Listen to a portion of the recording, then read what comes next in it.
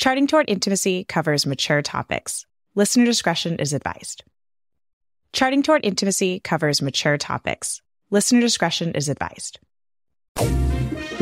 Welcome to Charting Toward Intimacy, where we're expanding the conversation around Catholic sexuality. We're your hosts, Ellen and Kathleen.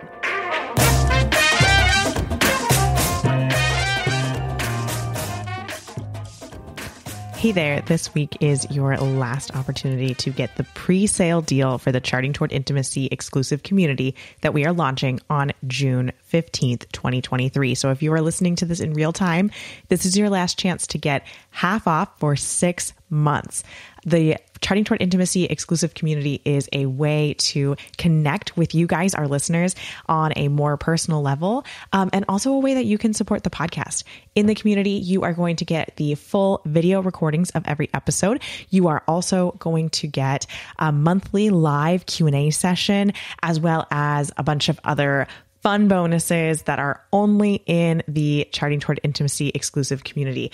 When you get in there on June 15th, there's going to be a little surprise for you from Kathleen and I, which I'm really excited about. So get that pre-sale deal, only $15 for 6 months. Normally the cost is going to be $5 a month. So it's super inexpensive and it's a way to support the podcast. We really appreciate your support so that we can continue creating quality content for you. Get that link in the show notes.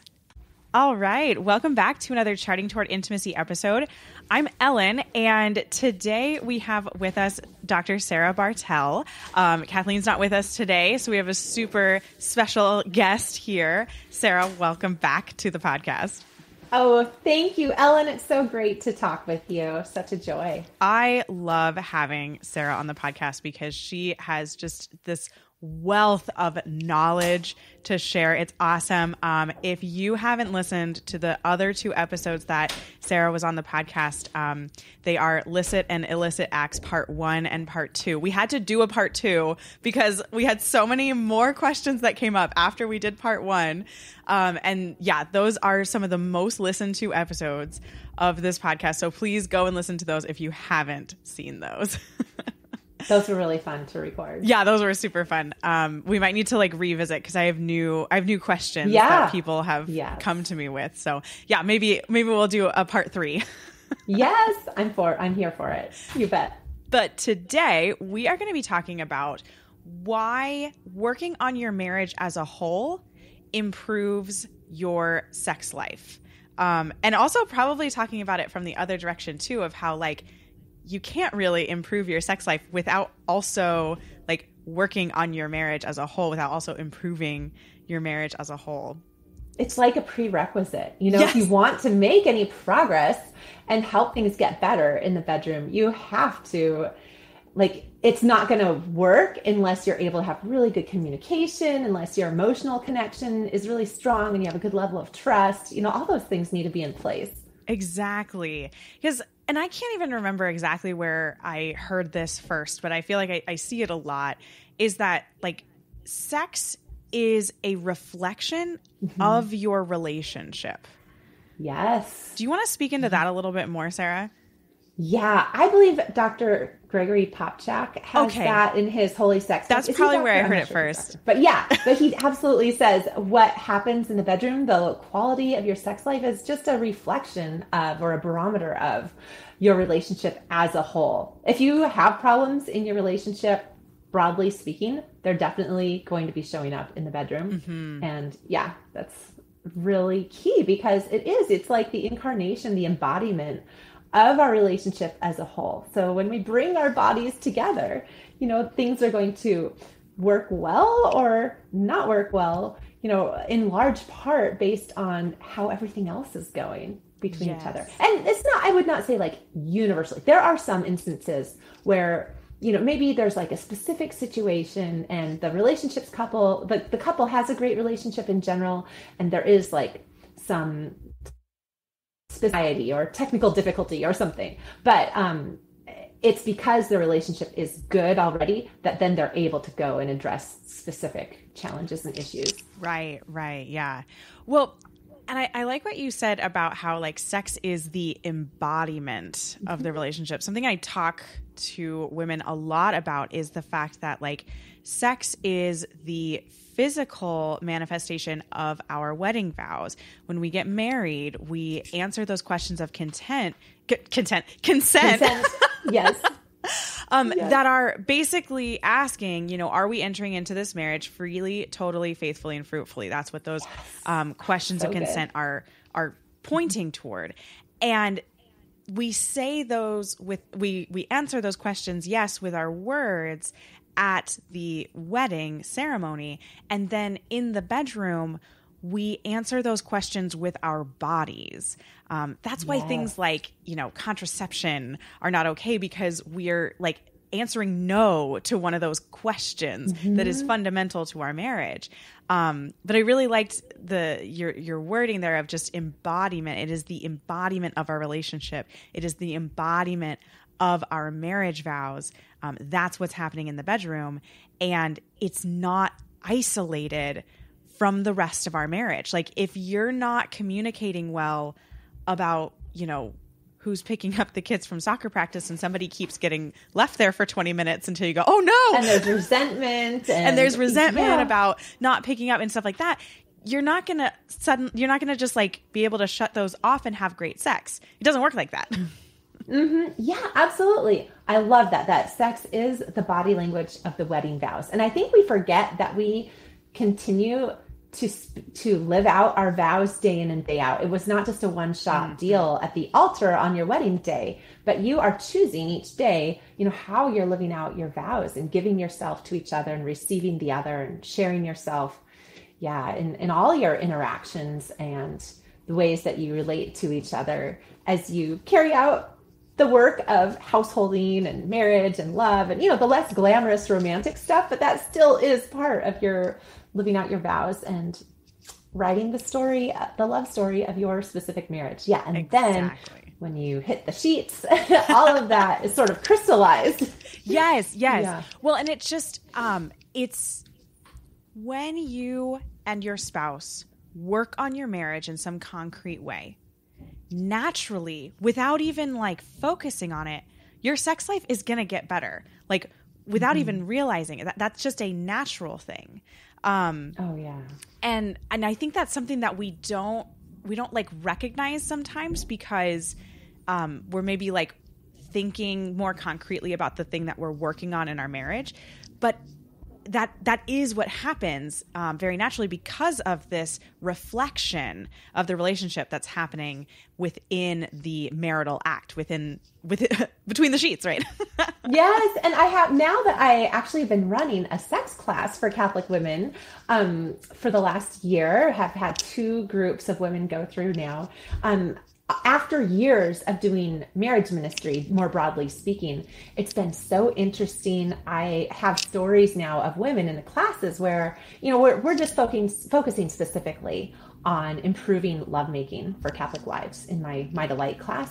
But then there are some wives where I'm like, oh my goodness, you really need something more for your marriage because of what's going on. I have one wife who really is not satisfied about how things are going in their lovemaking, but she was telling me how she and her husband never talk. She sneaks out of bed in the morning and goes off to pray because she doesn't want to face him or deal with him. He is just leaving messes all over their common spaces in the house and gets resentful at her when she asks him to clean it up, including their bedroom. There are tools like woodworking tools in the bedroom.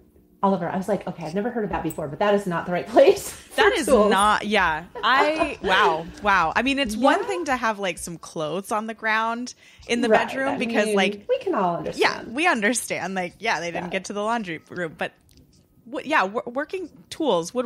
I don't know about that. No.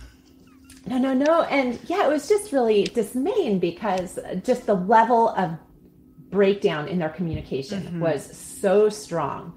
And I was just really trying to work with her and urge her to work on repairing those and, work on undoing these patterns of resentment and negativity and avoidance that were the hallmarks of their relationship in order to clear the ground so that we could start to build and make more connection and intimacy and joy and delight happen in their lovemaking. So, right. Yeah. And this I'm is a picturing solid, just a physical manifestation of that kind of a story where a couple is not having good sex, but there's also like a lot of issues in their relationship. I'm imagining their bed, right? Mm-hmm. And their bed is piled high with a whole bunch of other, I mean, for lack of a better term, just crap, right? Right.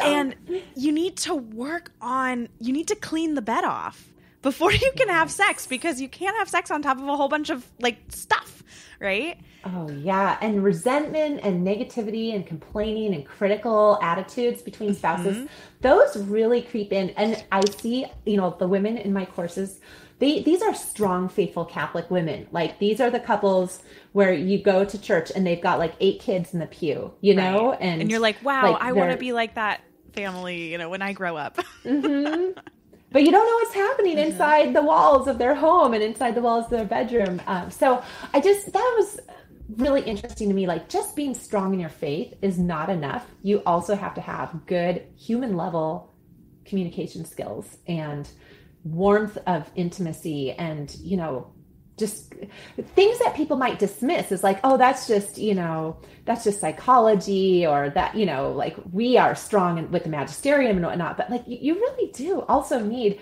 to have these practical skills to know how to make each other feel loved, how to listen well, how to have empathy and kindness and respect between each other. So that's why it's really important to spend time clearing the ground. I love that image of clearing off the bed. You got to clean off the bed. Yeah. That image just totally popped into my so head important. when you were saying that. I have to tell you, like, from personal experience. So something that my husband and I started doing it's been probably 3 months, maybe 4 months now, pretty regularly, at least 2 times a week, if not like up to 4 times a week. We get up a little bit early and we sit down and we have a cup of tea together. And we just talk for a half hour in the morning, and we just connect. We could be talking about anything, right? And I'll be honest, like, if I look back just on the past couple of months, our sex life has improved as well, just because we did this tiny little step in our marriage, just to connect more, to communicate more, to, some days we're literally just like, so what's on the schedule for the rest of the week? We're just like connecting about, okay, who's doing what. But you're getting on the same page. Right. That's huge. And then that's other really times, huge. It's like, it's more, hey, I'm like really struggling with this right now. And I'm feeling really down and upset about that. And, we'll have like a kind of a deeper conversation, right? Like, it could be anything, but it's just this tiny little step that has made a massive we see the ripple throughout everything, but then also in our sex life, which is why we're talking about this topic on this podcast episode, is like, working on your marriage as a whole naturally improves your sex life. It's not, you don't even have to like actively work on your sex life to improve your sex life, if you don't want to, I guess. Yeah. Oh, I love that. Well, and your story of getting up and having that time to have tea with your husband and just share, whether it's about logistics, so that you are not, neither of you is blindsided by what's on the calendar. Well, and that was happening, right? Yeah. Oh, yeah. And then guess what? Resentment and negativity can creep in about that. Like, oh, well, I didn't know that this, you had planned this. Why did you decide that was important to put on the calendar or whatnot, or like, you never told me about this. Yep. But then even the deeper sharing about your inner thoughts and feelings and struggles, that is getting to know each other. And we have to continue to get to know each other about what's going on in our inner world as husband and wife. Like, what is my husband struggling with right now? Does he know what my top concerns or joys or challenges are right now? Does he know how much I'm really concerned about this one child and what, the situation that they're going through, and how can I help lift them up, to a better spot, or how satisfied and happy and proud I am about, some recent accomplishment or whatnot. But knowing each other and your inner thoughts and you're sharing your heart like that helps you know each other in the biblical sense, right? It's a knowing of each other that happens when we come together in lovemaking. right. It's no coincidence that it is called knowing in the Bible, like knowing in the biblical sense is having sex with someone. Like that is not just like oh, well, that was just their word for it then. A euphemism, just to be polite. That's real. That's real knowing. Like when you let me start this phrase over again. When you know someone really, really well, when you know your spouse really well, then sex is going to be very natural. It's going to be very intimate. It's just going to be very good, right? And when you don't know someone very well, then it's not going to be as good. Especially for us women, if we haven't talked with our husband in any meaningful way for a while, and then we go to bed to make love, it's almost like making love to a stranger. It's a weird thing. You can't really open up and share yourself to the same degree if you don't really know them. Right. And if they're not sharing their inner world with you. Well, and I feel like I see that a lot, honestly, on like the Facebook groups for Catholic women for NFP. I see it a lot like in my DMs of just like, oh my gosh, like I just feel like my husband is just like, hey, let's have sex. And I'm like, but I haven't even talked to you. And then I hear from the other side, I hear the husbands who are like, oh my gosh, like I ask all the time and I don't like, my wife doesn't want anything. And I don't understand like why, what's going on here. And it's like, well, yeah, you're not on the same page. You don't talk, you don't know each other. And so therefore like sex is not going to come. It's not just going to come naturally. We actually talked about this just in the last podcast episode that we put out, is like, you can't just expect that once you hit the 5-year mark, the 10-year mark, the 20-year mark of being married, that like, okay, good, sex is going to be like good at that point. It's something you have to work on. It's something you build it together. Yes, you build it together. Yeah. And, I have a beautiful story from a woman who was in the My Delight sex class that I run for Catholic women a few months ago. And this is a wife. She and her husband have probably been married about 25 or 30 years. They have some young adult children, some teen children, some still homeschooling in the grade school years. And one thing I often recommend, especially if a wife is burnt out on sex and has been in this pattern of providing sex on demand, feeling like she can't ever say no, that she would be a bad wife for saying no, which this is not a true thing. You're not a bad wife for saying no. This is not in our church teaching. But anyway, she had been in that pattern. And so I had advised her to take a sex sabbatical, and she did. And they were several weeks into it. And it was a really sweet story. She said she and her husband were going to Costco together to run an errand. And as they were walking in and, shopping, he shared a story about his childhood with her. He just told something about from when he was growing up, and her heart just softened towards him. And she just felt this flow of affection for him. And they went home and they actually had sex that night after many weeks, of a hiatus. And it was really good. It was the best way for them to reconnect. I was so happy to hear that. Oh, that's so wonderful. And that story also, I think, kind of shares the helpfulness sometimes of not having sex. I think a lot of times we complain about how NFP requires us to avoid sex for a certain period of time on a regular basis. But there's actually so much good that can come from pausing sex and kind of reassessing, are we making sure that we are intimately connecting outside of sex so that sex is a reflection of our, very close communicative relationship that we already have?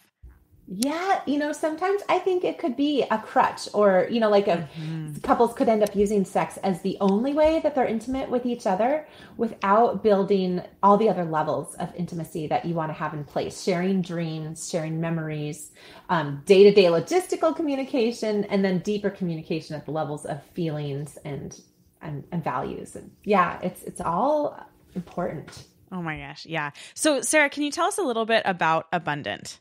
Yes, I'd be happy to. So the name actually comes from the wedding at Cana, because when Jesus changed the water into wine, it was not just just barely enough wine for all the guests in attendance. It was an abundant amount of wine, just 150 to 180 gallons of wine, way more than enough for any small country Cana wedding that would be happening in Galilee. This wedding did not need 150 gallons of wine.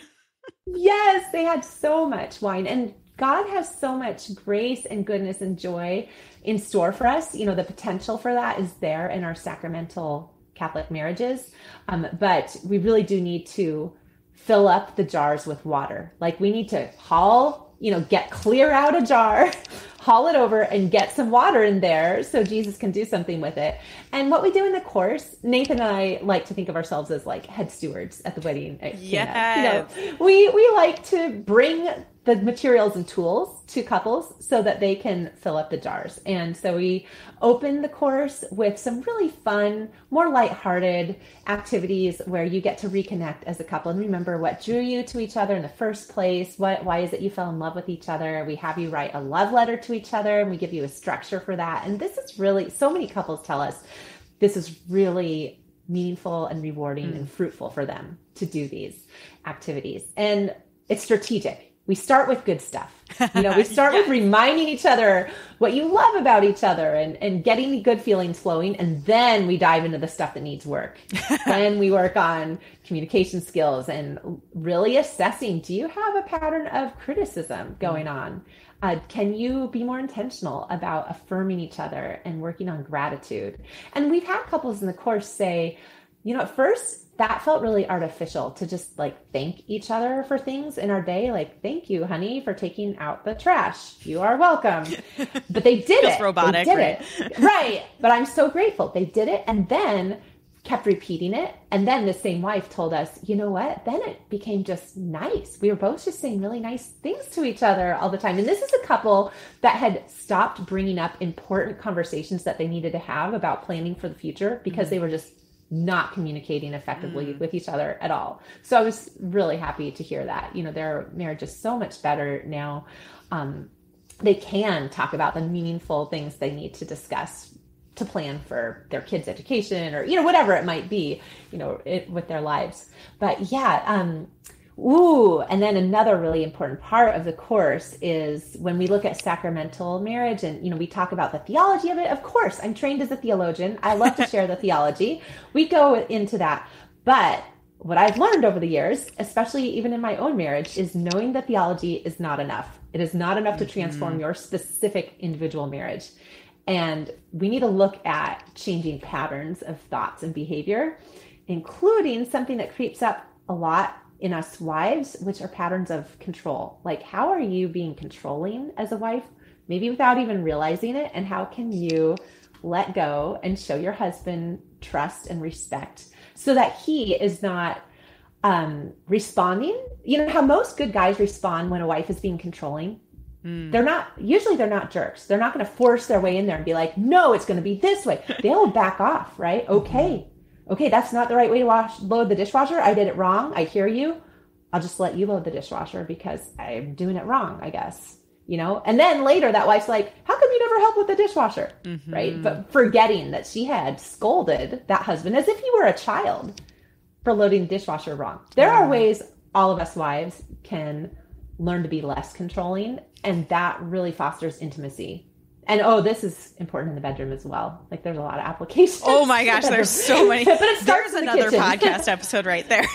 Yes, exactly. Right? Like, because receiving is an important part of what we need to do as women, not in a passive way, not in a doormat way. Like, you still have to bring your whole self. But yeah, if you feel like, okay, this is my show, I need to run everything about this. I need to control everything to protect myself. And that's where it comes from, right? Is fear. I really think this stems back to Eve being let down by Adam. So she kind of had to, like, Adam should have stepped in and taken responsibility for protecting his wife from the big, scary serpent. Right. Who was, is not some little garden snake. That word for serpent that shows up in Genesis, the other places that word shows up in the Bible, it's like this big, giant, like, huge, scary, fearsome serpent. So he was afraid of it and kind of slinked around behind his wife. So his wife would be the one face to face with the serpent. Anyway, this is my personal theory about why I love it. are more controlling. But yeah, the more that we can empower our husbands to take initiative and show that we trust them and value their contribution, the more they're likely to do things that help out around the house and that are involved in family life and in marriage, instead of retreating to areas where they feel they'll be more successful and valued, right? Like whatever that might be. Absolutely. Online, at work, with their guy friends. Yeah. I love it. Yeah. And so, the reason why we are talking about Abundant right now is Sarah and her husband Nathan are opening up Abundant. They only open it up at certain once times. A year. It's just been once a year these last couple of years. Yeah. And so this is your moment, you guys. This is your chance. And so actually, if you are listening to this episode in real time, it is opening this week. So we are going to put some links in the show notes to go and check it out. Sarah and I also are going to be we're going to have another conversation, a Zoom conversation. So there'll be a link to sign up for Sarah's email list. So you can get in on that Zoom conversation too later in this week on Thursday, where we're just going to be she and I are going to be chatting a little bit more about some other aspects of marriage. But I wanted to have Sarah on the podcast to talk about this topic and really encourage you guys to sign up for this Abundant course. It is incredible. It will change your life. It will change your marriage. And it will improve your sex life. I can guarantee you that. So yeah, the ripple effect is real. Absolutely. Yes. And then for those who are in Abundant, one of the bonuses Nathan and I are offering this year is a free workshop with me for the wives who join, specifically focused on your sexual intimacy. And it's just a little sample of the sorts of things that I'm doing in the My Delight course, which anyone who joins Abundant later will have the option to join that at a discount. So awesome. And if you, I am an affiliate with Nathan and Sarah on this Abundant course. And so if you sign up for Abundant through that link that's in the show notes, you will also get a complimentary coaching call with me, a 1-hour session. Ooh. So you can bring up, we can talk sex, we can talk marriage, whatever you want to talk about. You'll also have that opportunity as well. So definitely go and check out the links in the show notes. Sarah, one last question before we go, and I feel like your answer is going to be the same as mine, but I just want to know if there is one thing that you would suggest couples work on in their marriage. What is the one thing?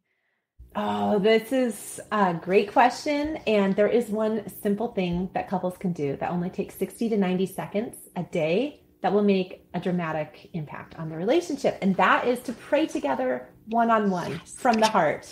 Yes. And this can feel like a cringy, awkward thing for a lot of couples, especially Catholics who are used to our memorized prayers that have structure. But Nathan and I walk you through how to do this couple prayer in our Little Way of Marriage workshop, which is our free workshop. And we also teach it inside Abundant. But that we've just heard over and over again, what a game changer that is for couples to just have this touch point. And we recommend you do it in the beginning of the day, sometime before lunch. And if you don't see each other in the morning, text the prayer to each other. Oh, I love that. This is a prayer from the heart, thanking and praising God for what you're thankful for about your husband or your wife. And then asking for God's blessing on their specific day that day. That means you have to know what's going on in their day that day, right? For my husband, he's in an all-day meeting with his tech job today. So, I'm asking God to help him with this. Yeah, so fun, right? And Nathan and I will even ask each other mid-prayer. We'll stop and be like, okay, what do you want prayer for today? I'm like, oh, I just need to get caught up with correcting homeschooling. Will you pray for that? Or whatever it is. Or help me with this one kid who's just grinding my gears. Yeah. And then he knows what's going on in my day. Right. That it's so perfect. Prayer is absolutely the one thing that you can begin working on in your marriage to make a huge difference. And I love the prayer that Sarah and Nathan teach. It's prayer plus this communication inserted in because of what Sarah was saying. You have to kind of know about what's going on in their day in order to pray for that. So it's perfect. Sarah, thank you so much for coming on the podcast. I loved having you back. You're so welcome. It's always great talking with you, and God bless all your listeners as well. Thanks so much for listening. If you are not already following us on Instagram, be sure to check us out at Charting Toward Intimacy. And if you listen to podcasts on a platform that gives you the option to rate or review, we'd love for you to do that because it helps us spread the word about the podcast. If you ever have questions, comments, or episode topic ideas, please reach out to us. We love to hear from you. You can reach out on Instagram or send us an email. Our email is in the show notes. Until next time.